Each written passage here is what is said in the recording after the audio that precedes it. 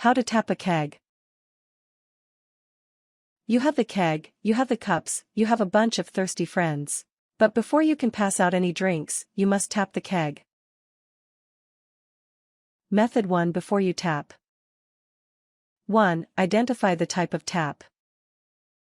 The majority of domestic beer kegs sold in the US use the American D system. However, it is wise to confirm this with the vendor, as some imports may require a different tap system. Possible systems include American D, European S, and U systems, the Grundy G system, the German slider or AM systems. 2. Ice your keg.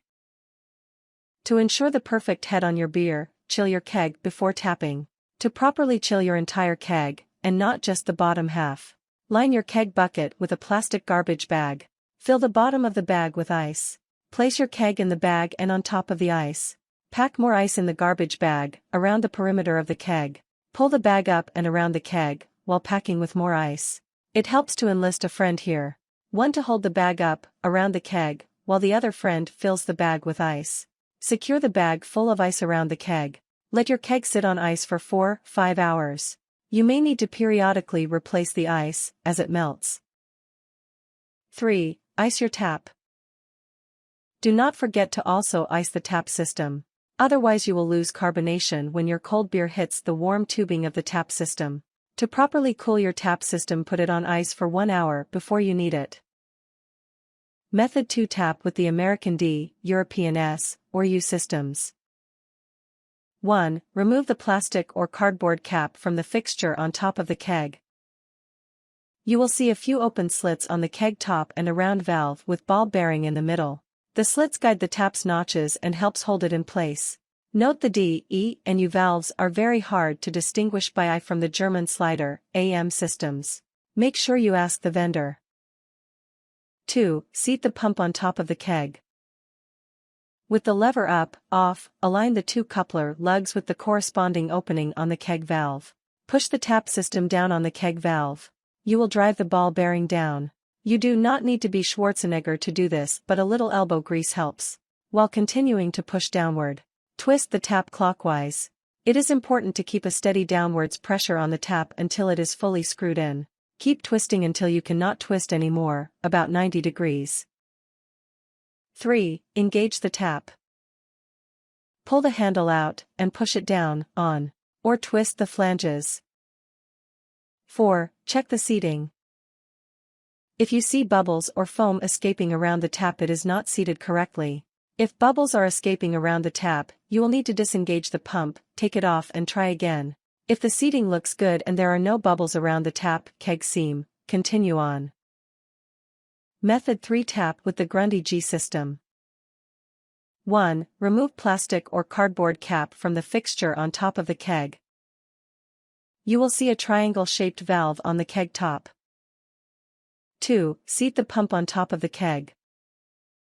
With the lever up, off, align the triangular coupler opening with the keg valve. Push the tap system down on the keg valve. You do not need to be Schwarzenegger to do this, but a little elbow grease helps. While continuing to push downward, twist the tap clockwise. It is important to keep a steady downwards pressure on the tap until it is fully screwed in. Keep twisting until you cannot twist anymore, about 90 degrees. 3. Engage the tap. Pull the handle out, and push it down, on. 4. Check the seating. If you see bubbles or foam escaping around the tap, it is not seated correctly. Disengage the pump. Take it off. Try again. If the seating looks good, there are no bubbles around the tap keg seam, continue on. Method 4. Tap with the German slider, AM systems. 1. Remove plastic or cardboard cap from the fixture on top of the keg. You will see a round valve. Note the AM keg valves are very hard to distinguish by eye from the D, S or U systems. So make sure to ask your vendor. 2. Seat the pump on top of the keg. Make sure the keg coupler handle is in the upright OFF position. With the lever up, align the base of the coupler with the side of the keg valve. Slide the keg system onto the keg valve. 3. Engage the tap. Press the handle down and on to complete the connection. 4. Check the seating. If you see bubbles or foam escaping around the tap, it is not seated correctly. Disengage the pump. Take it off. Try again. If the seating looks good, there are no bubbles around the tap, keg seam, continue on. Method 5. Pour your beer. 1. Get your cups. Scratches on the inside of your glass can act as nucleation sites for bubbles to form. Thus scratches can cause your brew to lose carbonation. To avoid this, if your glasses have scratches, simply rinse them with water before filling. If you are using plastic cups, scratches are not a problem. 2. Start pouring. Do not pump for the first few pints. Just push down on the nozzle. The pressure already in the keg is more than enough to expel your beer.